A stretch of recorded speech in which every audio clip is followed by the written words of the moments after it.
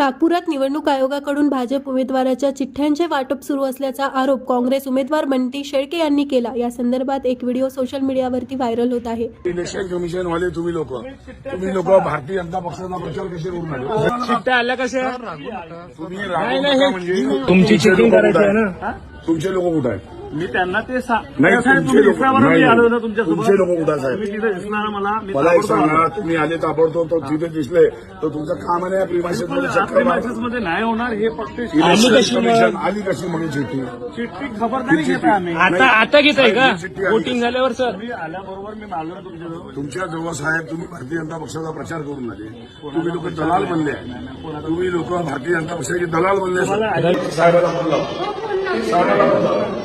तुम्ही लोक जे आहे तुम्ही प्रिसाइडिंग ऑफिसर आहे, हे पूर्ण शहर नाही असं नाही, हे कुणाच्या अंडरमध्ये हे बीजेपीच्या चिठ्ठ्या वाटल्या गेल्या आणि तुमच्या साहेबाला फोन लावा, कॅन्डिडेटला